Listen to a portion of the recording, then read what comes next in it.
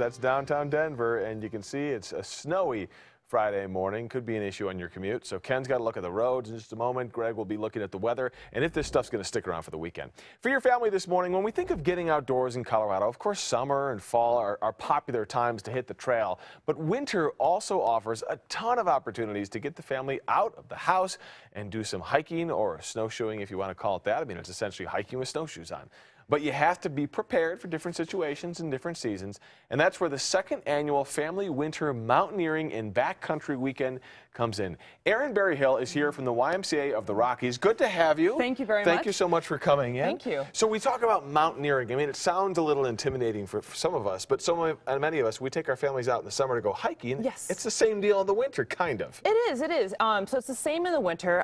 It's just, I know that kids have a lot of screen time and they're always involved in activities that are pre-planned. Yeah. So this is kind of nice to get the family together and get them outdoors to enjoy it. And well, you talk about screen time, and the hard thing with kids, I got 3 of them, is in the winter you want to get them off those screens, but it's so hard because a lot of times when it's snowy, it's more difficult to get them outside. So when we get out there and we want to do something like snowshoeing or mountaineering, if you will, what are the different things we need to think about as opposed to just doing a hike in the summer? Sure. So we have 3 beginner tips for families when they're coming outside.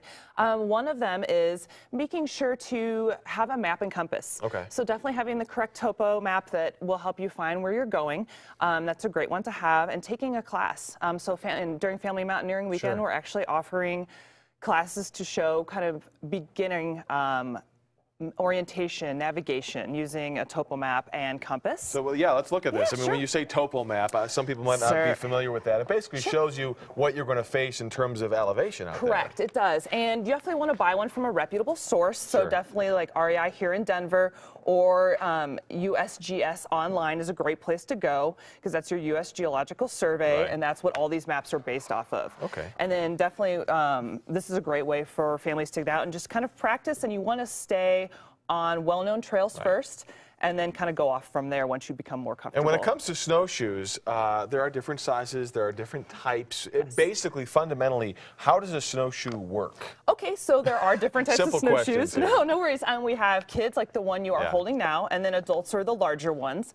And so snowshoes work as kind of a flotation device, helping to get you, like, spread your surface area out a little bit more on the snow, and they definitely depend on your weight. So you definitely want to get the snowshoe for your weight, and any reputable store that sells them will help you get the correct one. They'll know which way to kind of steer you, and they make a huge difference. I mean, if you try to go hiking in the winter in the snow, it can be frustrating, but you've got these things, and you're kind of just floating right on top of the snow. It's definitely. Awesome. And you've got some first aid stuff here. I imagine that's obviously important for anybody hiking in the summer or the winter. Yes, and so first aid we actually have during our Mountaineering Weekend coming up March 3rd through the 5th. We have a first aid class going on, and so they'll kind of discuss, you know, watching out for things that are outside, dangers you can run into, how to prepare yourself. The basics. Just the very basics to start with. Things to know. And this is things to keep your family safe. All right, so the weekend is coming up. So it's not this weekend, it's next weekend. March 3rd to the 5th. It's up in Estes Park. Correct. So what exactly is going on? How do people get involved? So there's a lot of things to do. So if you go to www.ymcarockies.org, you can look for Family Mountaineering on there, and we'll have skiing, snowshoeing.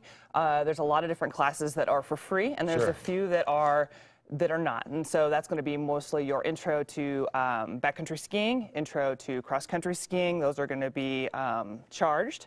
And then we have some free hiking classes that will be going on Sunday. Cool. And so that's nice to get the family out so that you're led by a nice hike master who is very familiar with the area in Rocky Mountain National Park. Awesome. Well, the programs I've experienced with YMCA of the Rockies, they're always great, and everyone's really patient, even if you're not an expert, and that's what this is all about, getting people familiar with that. So again, that's next weekend coming up in Estes Park at YMCA of the Rockies. We've got a link to their website. Go to kdvr.com, click on the On Fox 31 tab at the top of the page. Thank you so much. Thank you very much. Great information, great advice. And Greg, I know you've been out there in the winter, and you've taken advantage of the awesome conditions. Hiking isn't just for the summer. You got to get out there in the winter Just a few weeks ago, I wanted to go out snowshoeing out in Deer Creek Canyon, but there was just no snow to be had. I mean, even when you started heading into the foothills near the Hogback, there wasn't much snow.